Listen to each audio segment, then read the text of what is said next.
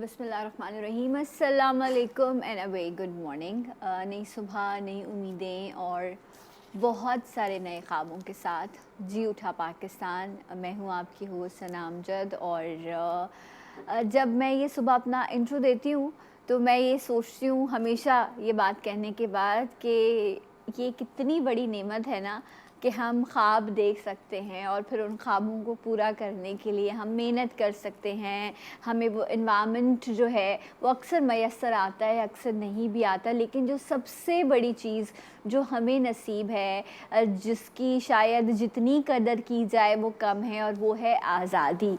और ये तो महीना भी जश्न आज़ादी का ही है। जब हम अगस्त की बात करते हैं तो हमें ये प्यारा अर्ज़ वतन पाकिस्तान हासिल हुआ 14 अगस्त को। वहीं आज जब हम 2021 में हैं और अब हम कहते हैं कि दुनिया जो है वो ग्लोबल विलेज हो चुकी है और हर चीज़ एक क्लिक पर आपके खुल जाती है और हर शख्स को अपनी मर्ज़ी से अपनी ज़िंदगी गुजारने की जो है वो आज़ादी मौजूद है। और हुकूक़ की जहाँ बात आती है तो फिर चाहे अमेज़ॉन के जंगलों में लगी हुई आग हो, उस पर भी जो है दुनिया भर से आवाज़ उठती है कि नहीं जी, ऐसा नहीं होना चाहिए। और वो क्या आवाज़ उठाएंगे, हम जिस दीन के अच्छी बात है कि वो आवाज़ उठा रहे, लेकिन हम जिस दीन के मानने वाले हैं उसने आज से 1400 साल पहले नबी करीम सल्लल्लाहु अलैहि वसल्लम ने हमें बता दिया कि ये जानदार हैं, इनके क्या हक़ हैं। अगर आप जंग भी लड़ते हैं तो भी जो है वो दरख्तों को, जानवरों को, बच्चों को, इन सब को कहा गया कि इनको तकलीफ़ ना पहुंचाई जा सके। ये सारी बातें, ये जब सब मैं इस वक्त बातें कर रही हूँ, वहीं पर आज जो 5 अगस्त है, 2 साल पहले 2019 5 अगस्त को इंडिया जो है वो एक अरसे से एक जो है तारीख़ रही है उसकी, कि जिस तरह से वो कश्मीर पर जो है वो जुल्म करता रहा है। कितने नौजवान जो है वो वहाँ मिट्टी में जाकर मिल चुके हैं, कितने लोगों के साथ जुल्म और ज़्यादती, कितनी ख़वातीन ऐसी हैं जिनकी इस्मतें लूटी गई हैं। जब मैं इस पूरी दुनिया का मंज़र देखती हूँ, वहीं पर ये एक ऐसी वादी है जो जन्नत नज़ीर वादी है, जिसे कश्मीर ने जो है वो जुल्म और ज़्यादती के सबब जो है उसको इस वक्त कब्रिस्तान की शक्ल बना के रख दिया है।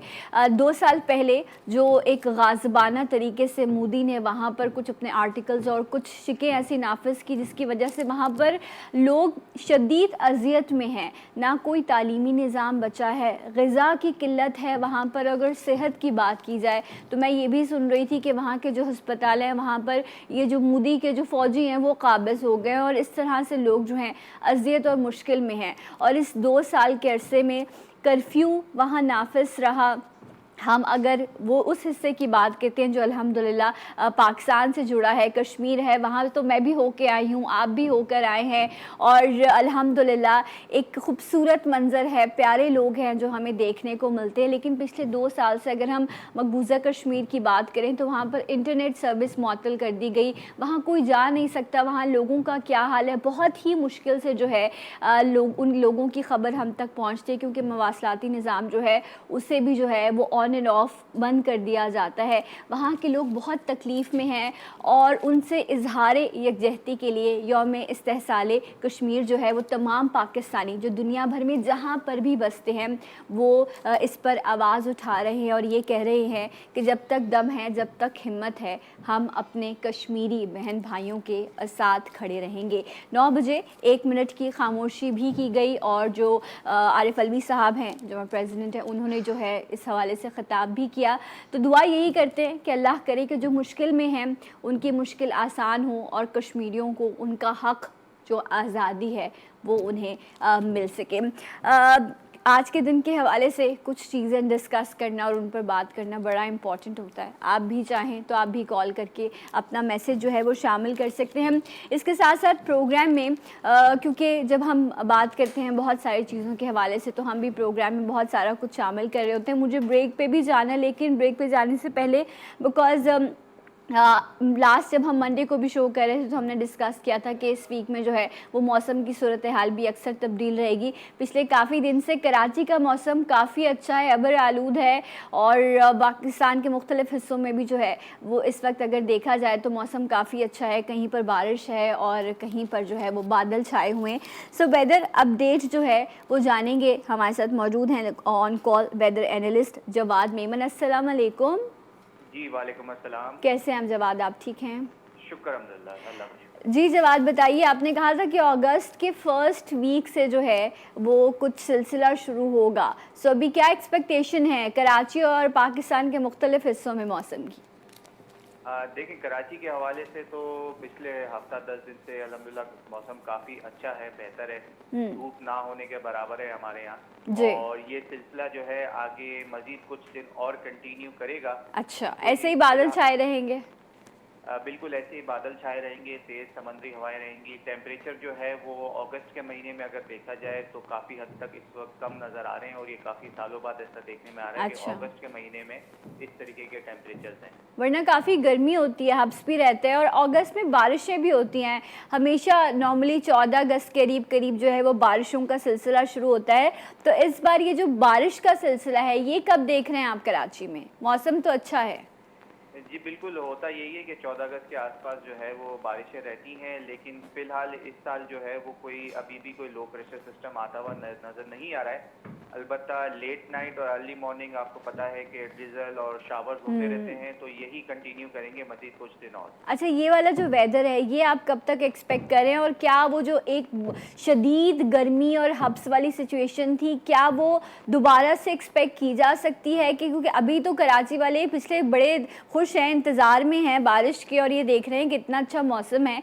सो क्या ये भी उम्मीद रखी जाए, जो हम नहीं चाहते, कि कहीं दोबारा से गर्मी की एक लहर आएगी? क्योंकि ऐसा होता है अक्सर अगस्त एंड में कहीं जाके। नहीं, देखें, ऐसे तो कोई गर्मी की लहर आती हुई दिखाई नहीं दे रही है अभी। मजीद कुछ दिन और, तकरीबन 4 से 5 दिन और।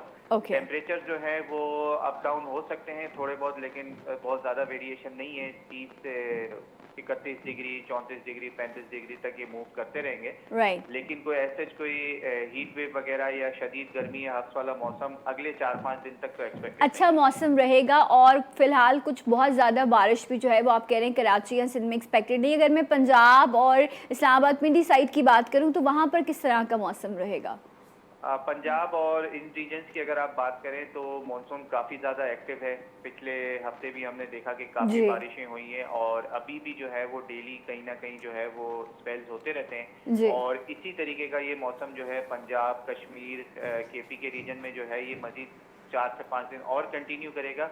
बारिशों की इंटेंसिटी में कुछ थोड़ी सी कमी आ जाएगी अब, क्योंकि फ़िलहाल वहाँ कोई बहुत ज़्यादा हैवी सिस्टम मौजूद नहीं है। लेकिन ये है कि ऑन एंड ऑफ बारिशों के स्पेल जो है इन सारे इलाकों में जो है वो कहीं ना कहीं होते हैं। अच्छा, ये जो लास्ट वीक हमने एक सिलसिला देखा, जो क्योंकि वैसे भी नॉर्मली इस्लामाबाद, पिंडी इन शहरों में बारिश होती रहती है, लेकिन जो लास्ट वीक हुआ और जो इतना ज़्यादा था कि एक सैलाबी रेले की शक्ल उसने इख्तियार कर ली, और इमलाक क्या जानी नुकसान भी हुआ वहाँ पर, वो क्या था? और अल्लाह ना करे इस तरह की कोई और चीज़ तो एक्सपेक्टेड नहीं है। देखें, इस तरीके की कोई और चीज़ एक्सपेक्टेड नहीं है, ये प्रिडिक्ट करना थोड़ा मुश्किल होता है। अच्छा, लेकिन वो किस वजह से हुआ? ऐसा क्या हुआ था कि मतलब पहले अलार्म सिचुएशन भी नहीं की गई और उसके बाद इतना बड़ा नुकसान हो गया?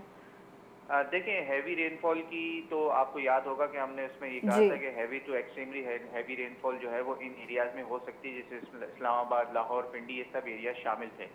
अगर ओवरऑल सिचुएशन देखी जाए तो पूरे इस्लामाबाद में ऐसे कोई इतना ज़्यादा मसले मसाइल नहीं हुए। सिर्फ एक लिमिटेड एरिया था जिसका अभी तक यही देखने में आया कि कोई वाटर ड्रेनेज थी, जो नेचुरल ड्रेनेज एरिया था, जिसके इलाके में जो है ये फ्लैश फ्लडिंग थोड़ी सी हुई थी। इसकी वजह से जो है वो नुकसानात हुए काफ़ी। तो आगे आने वाले टाइम में भी जब मॉनसून सिस्टम इन एरियाज की तरफ मूव करते हैं तो इस तरीके की हैवी रेनफॉल इवेंट्स हो सकते हैं। तो लिहाजा इन एरियाज के आसपास जो भी लोग रहते हैं वो हमेशा जो है मोहतात रहें, वेदर अपडेट्स के ऊपर नज़र रखा करें, क्योंकि अभी मॉनसून सीजन है और ये पीक सीजन है इस वक्त अगस्त, और ये मिड सितंबर तक कंटिन्यू करता है। तो आगे आने वाले दिनों में भी जो है वो इस तरीके के हैवी रेनफॉल इवेंट जरूर हो सकते हैं। ओके जी, thank you so much. Jawad Memon weather analyst हमारे साथ मौजूद थे और उन्होंने कहा कि जी बिल्कुल बिल्कुल मानसून का सीज़न है। अगस्त में गाहे बगाहे बारिशों का सिलसिला जारी रहेगा, पंजाब हो, इस्लामाबाद हो, नॉर्दर्न एरियाज़ हो एंड कराची के लिए उन्होंने कहा कि अभी आने वाले 3-4 दिनों तक तो एक्सपेक्टेड नहीं है कि बारिश हो, लेकिन हाँ मौसम काफ़ी अच्छा रहेगा। लेकिन इस वक्त लॉकडाउन की सिचुएशन है, कराची वालों के लिए तो एहतियात भी लाजिम है, गैर ज़रूरी हमें घर से बाहर नहीं निकलना, जो भी हुकूमती इक़दाम हैं उसे हमें फ़ॉलो करना है और इसके साथ साथ जो भी प्रिकॉशनरी मेजर्स हैं वो लाजमी लेने हैं। एक ब्रेक लेते हैं और इंशाल्लाह आपसे मिलेंगे ब्रेक के बाद जी उठा पाकिस्तान में।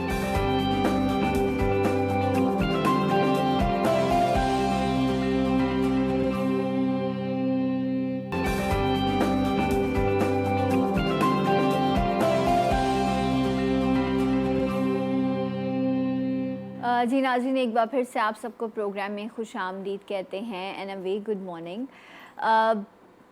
कर्फ्यू की हम बात कर रहे थे कश्मीर में, लेकिन पूरी दुनिया में जो है वो इस वक्त कोरोना की वजह से कहीं पर पार्शली और कहीं पर कुछ चीज़ें खुली हैं, बंद हैं, इस तरह का सिलसिला है। अगर हम पाकिस्तान की भी बात करें तो इस वक्त कराची में जो है अब वो लॉकडाउन किया गया ताकि नंबर्स कम हो सकें। एकदम से रश इतना ज़्यादा चला गया, 27-30% तक जो है वो रेट चला गया था कोरोना का। एहतियात लाजमी करार दी गई जो हमेशा हमें करनी है। अभी आई डोंट नो कि ये कब तक सिलसिला ऐसे ही चलता रहेगा। इसके साथ साथ जो है वैक्सीनेशन का सिलसिला जारी है। प्लीज़ वैक्सीनेशन करवा लें, मैंने भी करवाई है, सब ने करवाई है, क्योंकि ये ज़रूरी है। चाहे आप कोरोना को माने या ना माने, एहतियात करना लाजमी है क्योंकि ये मामला ज़िंदगी का है। इस सारी सिचुएशन में अच्छा, क्योंकि बड़े जो हैं उनके लिए तो एक ऑप्शन ये आ गया कि जी वो वैक्सीन करा सकते हैं।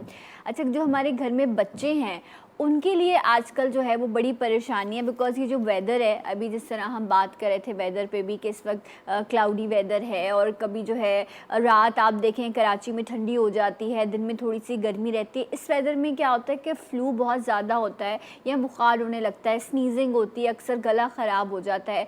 बच्चों की इम्यूनिटी कम होती है तो बच्चों में ये चीज़ ज़्यादा हो जाती है, या पसलियाँ चलने लगती हैं या फ्लू हो जाता है। अब बड़े हॉस्पिटल जाते हुए घबरा रहे हैं, तो हम अपने बच्चों को तो बिल्कुल ही इस वक्त हॉस्पिटल नहीं लेके जा रहे कोरोना की वजह से। सो माँ बाप में बड़ी तशवीश है, बड़ी परेशानी है कि आया किस तरह से इलाज किया जाए। और जैसे ही कोई छींके या किसी को हल्का सा भी बुखार हो तो फ़ौरन जहन में आता है कि अल्लाह ना करे कहीं कोरोना ना हो जाए। तो आज हम स्पेशली बच्चों के हवाले से बात करेंगे कि आपने उनको इस वेदर से कैसे बचाना है, आप घर में किस तरह से उनको ट्रीट कर सकते हैं। लेकिन अगर आपको लगता है सिचुएशन ज़्यादा ख़राब है तो डॉक्टर के पास जाना लाजमी है। इस हवाले से बात करने के लिए हमारे साथ हुमैरा जी मौजूद हैं। अस्सलाम वालेकुम, कैसी हैं आप? खैरियत से हैं? हुमैरा जी आज आपको कुछ टिप्स बताएंगी, हर्बल चीज़ें बताएंगी जो आप घर में इजीली रूटीन में अपने बच्चों को दे सकते हैं। इसके साथ साथ अगेन ये जो साइकी है, पेरेंट्स परेशान हो जाते हैं फ़ौरन से, बच्चों को हल्का सा भी कुछ हो जाए, छींक भी आ जाए तो घबरा जाते हैं। तो आपने रिलैक्स रहना है। पेरेंट्स की साइकी को बच्चों की वजह से जो है वो आज समझाएंगे, डील करेंगे। हमारे साथ मौजूद है पीडियाट्रिक न्यूरोसाइकोलॉजिस्ट हैं डॉक्टर आतिफ अंजुम। अस्सलाम वालेकुम एंड वेरी गुड मॉर्निंग, कैसे हैं आप? आपको भी वेलकम करते हैं। अच्छा हुमैरा जी, ये तो बड़ी आम सी बात है कि जी बड़े तो बड़े परेशान हैं, बच्चों को तो वैक्सीनेशन का भी अभी आई थिंक 14 साल से जो बड़ी उम्र के हैं उन्हें वैक्सीनेशन लगाई जा रही है।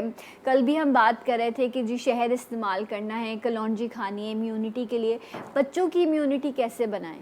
देखिए, सबसे बड़ी चीज़ जो फ्रूट्स इस वक्त हैं वो बच्चों को लाजमी खिलाएं। नहीं खाते बच्चे। आप देखें, बच्चों को खिलाने के बहुत सारे तरीके होते हैं। स्मूदीज़ आजकल बच्चे बड़े शौक से पीते हैं, तो फ्रूट्स की आप कॉकटेल बना के स्मूदी जो है वो बच्चों को दीजिए। सेकेंडली, हर बच्चे की एक आदत बना लें, शहद हर बच्चा खा सकता है, उसका कोई मुँह नहीं बनाता है। उसमें आपने क्या करना है, सिंपली घर में प्याज हर एक के पास मौजूद होता है, एंटीऑक्सीडेंट होता है, आपको बहुत सारी बीमारियों से बचाता है, इम्यूनिटी बूस्टर है। आपने प्याज का थोड़ा सा अर्क निकालना है, शहद में मिलाना है, और पिपली एक काली मिर्च की तरह आती है, वो आपने घर में पीस के रख लेनी है। आप खानों में भी डालते हैं उसको, निहारी में डलती है वो।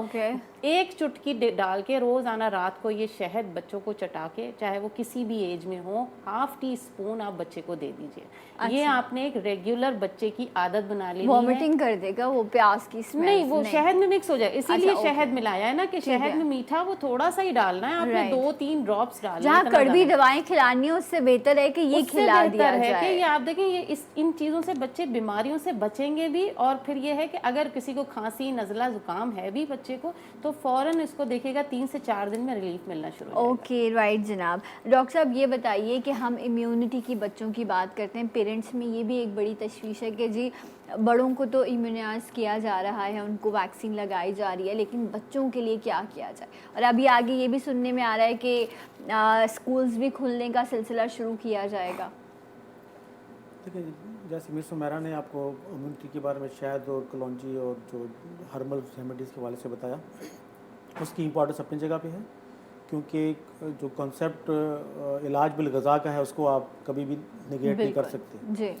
अच्छा, अब चूँकि मेडिकल एस्पेक्ट से जो मैं ये बताऊंगा, तो अब ये है कि आपने बच्चों के हवाले से बात की, असल में पेरेंट्स अपने बच्चों की तकलीफ़ कभी बर्दाश्त नहीं कर सकते। वो अपनी तकलीफ़ तो बर्दाश्त कर लेते हैं, लेकिन पेरेंट्स अपने बच्चों की तकलीफ़ नहीं बर्दाश्त करते। इवन हमारे पास क्लिनिक में जब माएँ आती है अपने बच्चों को लेके, तो माँ को भी टेम्परेचर या कोल्ड हो रहा हो, लेकिन कहती है मेरे बच्चे को दवाई दे दे, अब मुझे नहीं चाहिए, मैं कावा पी लूँगी या कुछ टोटका करके अपना गुजारा कर लूँगी। तो उससे क्या हमें मालूम हुआ, ये हो कि बच्चों की एंजाइटी पेरेंट्स में बहुत ज़्यादा होती है उनके इलनेस के हवाले से। और वैसे भी वो एक एंजल होते हैं, एक फरिश्ते होते हैं, एक फूल की तरह होते हैं, घर की एक रौनक होती है। अब यहाँ पे ये है कि कोरोना के हवाले से जब हम बात करेंगे, ज़ाहिर सी जो उसी की डायनामिक्स चल रही है, तो उस हवाले से एक जो एक्सट्रीम ऑफ एजेस हैं, चाहे वो बच्चे हों या बहुत ज़्यादा ओल्ड एज हो आफ्टर द एज ऑफ 60, इनमें बॉडी की इम्यूनिटी वैसे ही इसके हिसाब से कम होती है और कॉम्प्रोमाइज़ होती है। तो उसके लिए फिर हमें ज़्यादा प्रिकॉशंस लेनी होती हैं, हमें डाइट अच्छी रखनी होती है, हेल्दी डाइट है। बच्चों में सबसे पहले ये डिस्करेज किया जाए कि उनको जंक फूड, फास्ट फूड, ठीक है, वो उनको कम से कम दें। घर की जो होममेड जो फूड्स हैं वो उनको दी जाएं। उसके बाद में वाटर इंटेक का इस्तेमाल किया जाए। मैं अक्सर लोगों को ये कहता हूँ कि बड़ों में और बच्चों में वाटर इंटेक ज़्यादा होना चाहिए, कोको कोला इंटेक नहीं होना चाहिए, क्योंकि वाटर इंटेक से क्या होता है कि उनकी बॉडी के अंदर जो डिटॉक्सिफिकेशन का अमल ज़्यादा अच्छी तरीके से साफ़ होता है और वो उनके बॉडी से जो है जो टॉक्सिक मटेरियल है वो एलिमिनेट होती है। उसके बाद हमारी लाइफ में आजकल देखा गया है कि सन एक्सपोजर बहुत कम हो गया है। तो सन का एक्सपोजर किसी न किसी तरीके से बच्चों का भी, उनको गली में तो अगर आप नहीं भेज सकते तो अपना होम है उसकी छत के टेरिस पे भेज दें, रूफ टॉप पे भेज दें, ताकि थोड़ा सा उनको सन एक्सपोजर हो और उनको ताज़ी हवा मिले। क्योंकि ताज़ी हवा का भी कोरोना के साथ एक लिंक है कि अगर आप फ्रेश एयर में जाएंगे, फ्रेश एयर में ब्रीथ करेंगे, तो अगर आपको खुदा न खासा उसने इफेक्ट किया है तो उसकी इंटेंसिटी और फ्रीक्वेंसी दोनों कम हो जाते हैं।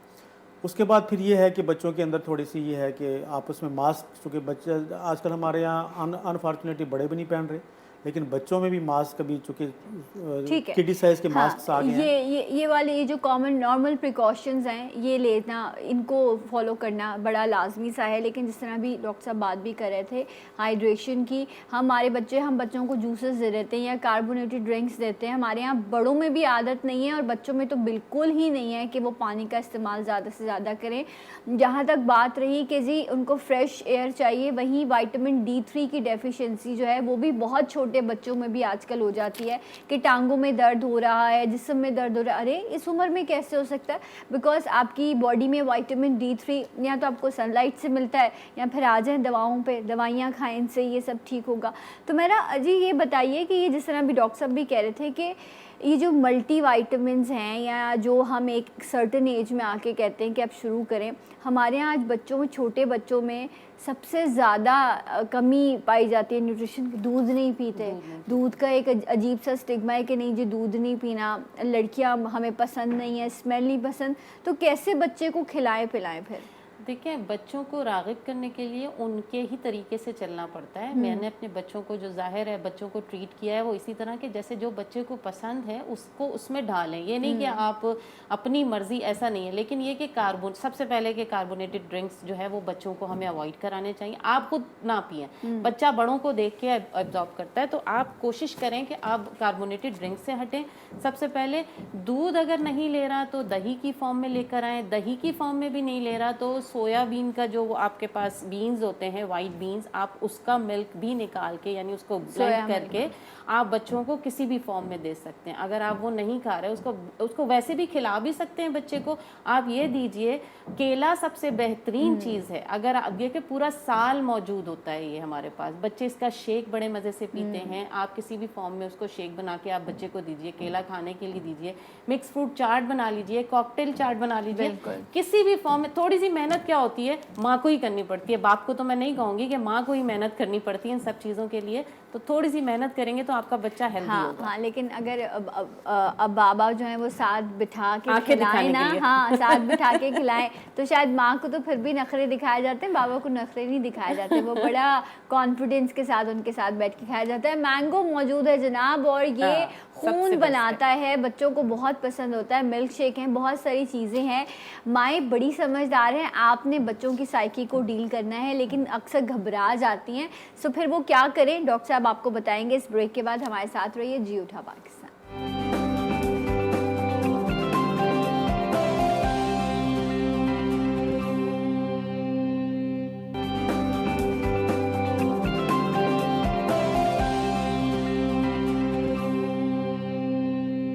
One second, welcome back. जी उठा पाकिस्तान में आप सबको खुश आमदीद कहते हैं। बच्चों में इम्यूनिटी कैसे डेवलप की जाए, स्पेशली पेरेंट्स बड़े परेशान हैं बच्चों की सेहत के मामले के हवाले से, बिकॉज वैक्सीनेशन भी है, लेकिन बच्चों में वैक्सीनेशन अभी शुरू नहीं हुई और फिर कोरोना का सिलसिला है। हमारे साथ हुमैरा नाज साहिबा मौजूद हैं और डॉक्टर आतिफ हैं। डॉक्टर साहब आप बताइएगा, ये जो एक एंजाइटी पेरेंट्स में है और स्पेशली इस कंडीशन में जब कोरोना है तो वो हल्की सी भी छींक आती है तो परेशान होते हैं कि अब क्या करें।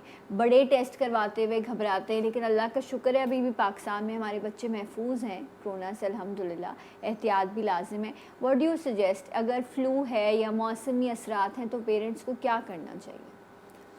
पहला तो ये है कि जो भी जब फ्लू कोल्ड की जब बात होती है, या जिसे हम कहते हैं कफिंग है, स्नीजिंग है, इस तरह की सिचुएशन अगर हो, तो अगर along with high grade fever अगर है तो वो फिर हाई डिग्री की प्रिकॉशन उसके लिए चाहिए। तो उसमें कोरोना के चांसेस ज़्यादा हैं अगर हाई डिग्री का ठीक है। अगर माइल्ड फीवर है लेकिन कोल्ड एंड कफ है, लेकिन फिर भी बच्चे को किसी कदर आइसोलेट भी करना है। और जैसे मैंने पहले बताया कि फूड का उसका ख्याल रखें, वाटर इनटेक का ख्याल रखें, सन एक्सपोजर होना चाहिए, कालपोल है, एंटी एलर्जिक्स हैं, और किसी अच्छे पीडियाट्रिशियन को दिखा के कुछ एंटीबायोटिक्स वगैरह जो भी उसके हैं। और अगर फीवर जो है 3 दिन से ज़्यादा अगर परसिस्ट करता है तो फिर उसके लिए हमें नॉर्मल जो ब्लड टेस्ट के लिए। आपने रिसेंट में कोई बच्चे में कोरोना पॉजिटिव देखा, इस तरह का कोई केस आपकी नज़र से गुजरा? जी हाँ, इस वक्त अनफॉर्चुनेटली जो डेल्टा वेरिएंट है कोरोना का, उसमें बच्चों के साथ भी ये इन्फेक्शन काफ़ी ज़्यादा हो रहा है। राइट, आई रिमेंबर एक डॉक्टर हमारे पास भी आई थी, आई थिंक लियारी में कोई गवर्नमेंट का हॉस्पिटल है, वहाँ पर भी डेल्टा वेरिएंट का एक बच्चा जो है, जो 10 साल की उम्र थी उस एज में वो प्रेजेंट हुआ है। तो ये जो वेरिएंट है ये बड़ा ख़तरनाक है, ये जो इंडिया से आया है म्यूटेट होके। एक कॉलर भी है। अस्सलाम वालेकुम। हेलो जी। वालेकुम अस्सलाम। कौन है हमारे साथ? और जी मलिक लियाकत बोल रहा हूँ लाहौर से। जी मलिक साहब कहिए, क्या पूछना चाहेंगे? मेरी पोती है, उसकी 8 अगस्त को 1 साल की होनी है उम्र। अच्छा, माशाल्लाह। तो उसको जो है ना, उसका वेट नहीं इतना बढ़ रहा, उसका अभी 1 साल की हो गई है, तकरीबन उसका 6 kg वेट होगा, 5.5 से 6 kg के दरमियान। अच्छा। तो उसका वेट जो है ना, वैसे हाइट सही है, दांत भी नीचे वाले 2 निकाल लिए हुए हैं, लेकिन एक्टिव है माशाल्लाह। लेकिन वो वेट जो है ना, जब थोड़ा सा अगर आप खाती है ज्यादा तो वो उल्टी कर देती है, वो ज्यादा हजम नहीं करती। क्या मसला है ये बच्ची का? अच्छा, और खाने में ग़िज़ा में क्या देते हैं आप लोग उसे? ग़िज़ा में क्या देते हैं? ये असल में शुरू से ना इसने माँ का दूध नहीं पिया हुआ, बाजार का वो दूध पिया हुआ है। अभी इसको दे रहे हैं हम नीडो, क्रिलैक वगैरह, बनाना दे रहे हैं, कस्टर्ड वगैरह दे रहे हैं। अच्छा, पेट ठीक रहता है उसका? पेट का मसला तो नहीं है बच्ची को? पेट का माशाल्लाह ठीक है वो। ठीक है, ओके। हम पूछते हैं। बहुत बहुत शुक्रिया आपकी कॉल का। अक्सर इतनी छोटी उम्र में भी बच्चों में बहुत सारी एलर्जीज होती है, लेकिन हमें पता नहीं चल पा रहा होता। हमारा जी आप क्या सजेस्ट करेंगे? देखिए, जैसे कि उन्होंने कहा कि ओवर ईटिंग के बाद जब उन्हें खिलाते हैं बच्ची को तो वो कहते हैं कि वोमिट कर देती है, बच्ची ज़्यादा नहीं खा सकती है। तो बच्चों को इस ज़ाहिर है हाजमे का मसला है फिर उसका। अगर डाइजेशन 6 kg से तो बहुत कम वजन है, तकरीबन 1 साल है। हाँ, और उसके लिए इनको ये करना चाहिए, अगर जो जो भी कुछ ये बच्ची को खिला रहे हैं सबसे पहले तो उस पर आप स्प्रिंगल करें काला नमक। ठीक है। थोड़ा सा ये काला नमक, अगर कुछ भी खिला रहे हैं, पोटैटो मैश करके खिला रहे हैं या अंडा बॉयल दे रहे हैं आप, उसमें काला नमक ऐड करके दीजिए ताकि उसका डाइजेस्टिव सिस्टम जो है वो कंट्रोल में आए और उसको डाइजेशन करने में आसानी हो। दूसरा ये कि बहुत सारी चीज़ें और भी हैं, जैसे कि ये तो बहुत अच्छी डाइट दे रहे हैं बच्ची को, बच्ची की कोई फिजिकल एक्सरसाइज भी, जैसे अगर हम इतने बच्चों को तो हम ज़ाहिर चला तो नहीं सकते, लेकिन उसकी मालिश बहुत ज़रूरी है। ठीक है। बच्चों को आप घर में, अगर इतने छोटे बच्चे जो पैदाइशी से लेके 1 साल तक के, तो उनको आप मालिश करें किसी भी ऑयल से, जैतून का तेल है तो उसकी आप एक्सरसाइज करेंगे तो इंशाल्लाह देखिए उसमें थोड़ा सा फर्क पड़ेगा। हाँ, लेकिन किसी अच्छे पीडियाट्रिशियन को दिखाना भी लाजमी है। आपने कहा बच्ची एक्टिव है, ये बड़ी अच्छी बात है, लेकिन ग़िज़ा मिलना भी बड़ा इम्पॉर्टेंट है। और वही बात कि माँ का दूध बच्चे का हक है, जब वो उससे नहीं मिलता तो फिर हड्डियों में कमज़ोरी और प्रॉपर जिसामत का ना होना, इम्यूनिटी का कम होना, फिर ये सारी चीज़ें ऐसे बच्चों में आती हैं। कॉलर भी हैं, अस्सलाम वालेकुम। हेलो। वालेकुम अस्सलाम, मंजूर खोज नजबुल्ला हरीपुर से, जी उठा पाकिस्तान। कैसे हैं आप? बिल्कुल ठीक हूँ, आप खैरियत से हैं? माशाल्लाह माशाल्लाह, जबरदस्त। काफी देर से ट्राई कर रहा था, मैंने कहा मेरी मिल जाए क्योंकि डॉक्टर साहब भी आए हुए हैं, साथ में मैडम बैठी हैं, जबरदस्त बातें हो रही हैं। मैं आपसे ये कहना चाह रहा था, जब मेरे छोटे छोटे बच्चे थे तो मेरी दादी नानी जो होती थी उनको इतनी गर्मी के अंदर भी ना लिपेट के रखते थे कि जी इनको ठंड न लग जाए। और हम कहते थे कि यार ना करो ऐसे कि गर्मी बहुत ज्यादा है, इसको गर्मी लगेगी। कहते हैं नहीं, आपको नहीं पता, इसको एकदम से नजला जुकाम हो जाएगा। राइट। तो यही चीजें जो हमारे बुजुर्ग और हमारे जो नानी दादा सामने बैठ के जब करते थे ना, अब वो बातें नहीं रही। और इंशाल्लाह से जबरदस्त प्रोग्राम है आपका और हमें सीखने को मिलता है। मेरी बीवी अभी भी बैठी देख रही है। अरे बहुत बहुत शुक्रिया। हाँ, तो बड़ी मेहरबानी और मेरा वेलकम करता हूँ आने वाले मेहमानों को। और मैं कहता हूँ कि आपका जो शो है जबरदस्त है कि हमें कुछ सीखने को मिलता है। मेरा बबलू भी माशाल्लाह अभी बेहतरीन फिट हो गया। चलें, बहुत अच्छी बात है, बस उसे अच्छा खिलाएं और अभी जो कोरोना की प्रिकॉशंस हैं वो ज़रूर लें। बहुत बहुत शुक्रिया मंजूर इलाही साहब हमसे बात करते। अच्छा डॉक्टर साहब, जिस तरह इन्होंने भी बात की और वो एक कॉलर भी थी कि ये भी एक पेरेंट्स में बड़ा प्रॉब्लम है ना कि बच्चा खाता नहीं है, उसको खिलाएं किस तरह से, फिर जब तक मोटा ना हो। हमारे यहाँ हेल्दी होना एक अलग चीज़ है, हमारे यहाँ कॉन्सेप्ट ये है कि अगर ये मोटा है बच्चा तो फिर ठीक है, अदरवाइज पेरेंट्स परेशान होते हैं। तो क्या कहेंगे आप इस हवाले से? वक्त भी कम है मेरे। देखिए, उनकी जो मैंने बात पूरी सुनी तो मुझे तो लग रहा है कि बच्ची हेल्दी है, सिर्फ उसका वेट का इशू है जी। और वेट के इशू में जैसे आपने कहा कि mother feed is very important, तो वो उसको चूँकि नहीं मिली है, तो मैं यहाँ पे उनको यही एडवाइस करूँगा कि वो किसी पीडियाट्रिशियन से मिलकर अपने दूध का ब्रांड चेंज करके देखें, क्योंकि वो नीडो उनको दे रहे हैं तो कोई और ब्रांड चेंज करके देखें। और दूसरा, उसके वीनिंग डाइट ऑलरेडी वो दे रहे हैं, लेकिन वीनिंग डाइट को भी थोड़ा सा देसी डाइट की तरफ अगर ज़रा आ जाए, जैसे सूजी हो गई, खिचड़ी हो गई, साबूदाना हो गया, थोड़ा सा इसकी तरफ जो नेचुरल डाइट्स है उसकी तरफ आएँ, प्रिजर्वेटिव डाइट्स थोड़ा सा उसको हट के रखें। और जैसे हमारा ने कहा कि उनकी फिजिकल एक्टिविटी वो उसको रखें, लेकिन अदरवाइज मेरा ख्याल है बच्ची उनकी हेल्दी है, ऐसा कोई ग्रॉस इशू नहीं है। राइट, ये बड़ी इंपॉर्टेंट चीज़ें हैं। साबूदाना है, खिचड़ी है, दलिया है, इस तरह की चीज़ें ये ताकत भी देती हैं और फिर ये नेचुरल चीज़ें, इनसे बड़ा फ़ायदा होगा। आप विटामिन D3 के लिए कोई नुस्खा दे? मैं यहाँ सबके लिए बताती चलूँ, एक जड़ी बूटी, 3 चीज़ें हैं ये, सफ़ेद मूसली, अजगन नागौरी और सूरनजान शीरी। 3 चीज़ें मैंने बताई हैं, फिर रिपीट कर रही हूँ, सफ़ेद मूसली, अजगन नागौरी और सूरनजान शीरी लीजिएगा, तल्ख मत लीजिएगा। तीनों चीज़ें इक्वल पाउडर बना के रख लें। छोटे जो बच्चे हैं उनको आप 1 चाय का चम्मच दीजिए दूध में, शेक में, किसी भी चीज़ में, और जो बड़े हैं वो 1 टेबल स्पून लें। इसको लेके आप देखिए, आप इसको मामूल बना लें, आपकी हड्डियों का दर्द ख़त्म हो जाएगा और विटामिन D की जिसको भी शिकायत है कमी की वो पूरी हो जाएगी। राइट जनाब, ज़बरदस्त, थैंक यू सो मच, बहुत बहुत शुक्रिया। हुमैर जी हमारे साथ मौजूद थी। डॉक्टर साहब आपका भी बहुत शुक्रिया। अपना फीडबैक ज़रूर शेयर कीजिएगा। इंशाल्लाह कल होगी आपसे मुलाकात, तब तक के लिए अल्लाह हाफ़िज़। जाते जाते एक आवाज़ और एक नारा, पाकिस्तान जिंदाबाद।